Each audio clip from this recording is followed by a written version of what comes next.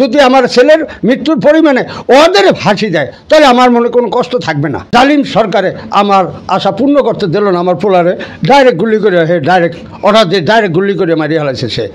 এটাই আমার ওর বিচার চাই একটাই, ওর ফাঁসি, ওর বিচার একটাই আমার ফাঁসি, তাইলে আমার পোলার আত্মায় শান্তি পাইব।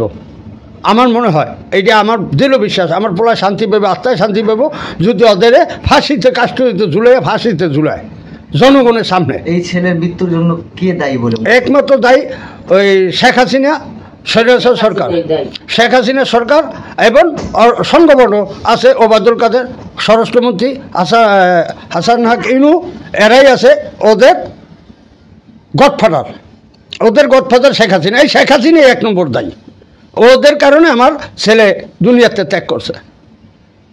আপনি তো এখন শহীদের বাবা। আমি শহীদের বাবা, ঠিক আছে, আমি শহীদের বাবা। কষ্ট আছে এখন?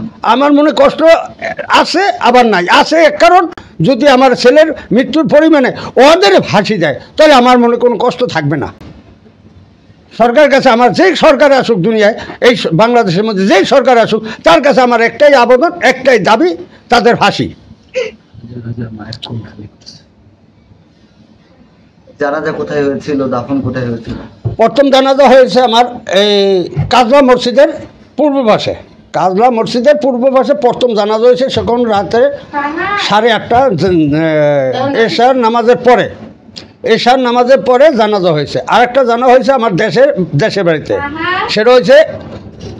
সেটা হয়েছে প্রায় রাইতে সকাল 9টার দিকে আমার দেশের বাড়িতে জানাজা হয়েছে। জানাজার সময় কি জাতীয় পতাকা দেওয়া হয়েছিল? পতাকা দেওয়া হয়েছিল লাশের উপর?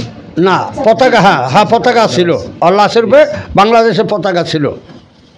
তাহলে দেশপ্রেমের জন্যই সে মূলত শহীদ হলো? জি, দেশপ্রেমের জন্য দেশ আমার মনে হয় শহীদ হয়েছে। আপনার সরকারের কাছে কি চাওয়া থাকবে? আমার সরকারের কাছে একটাই চাওয়া, ওদের ফাঁসি।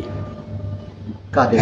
ওই শেখ হাসিনা এবং তার স্বরাষ্ট্রমন্ত্রী আর হাসান হাক ইনু এবং ওবায়দুল কাদের, এদের ফাঁসি দিলেই আমার মনে জ্বালা মেটবে, এই আমার সরকারের কাছে চাওয়া। মানুষ কি বলছে আপনাকে এখন? শহীদের বাবা বলে আমার, কিন্তু শহীদের বাবা বললে কিন্তু আমার মনে তো শহীদের বাবা মনে হয় না। আমার যদি অতদিন ফাঁসি ওদের না হবে, ওদের বিচার না হবে, অতদিন আমি শহীদের বাবা আমি স্বীকার করতে পারি না। এবং জনগণে পড়ে হাজারো মানুষ আইটে বলে, এটা দেখলেই আমার কাছে শহীদের বাবা কই আমাকে সালাম দেয়, সেলুট জানায়, আমি অনেক খুশি কিন্তু গর্বিত।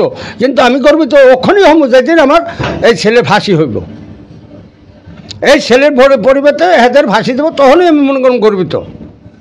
যেই সরকারে আসুক, আমি কোনো সরকারের নাম বলবো না, কোন সরকার আসে আমি জানিও না, কিন্তু যেই সরকার আসে আমি সেই সরকারের উপরে আমার তার কাছে লিখিত আবেদন জানি তার ফাঁসি হয়, তার কঠোর বিচার এইটাই হয়।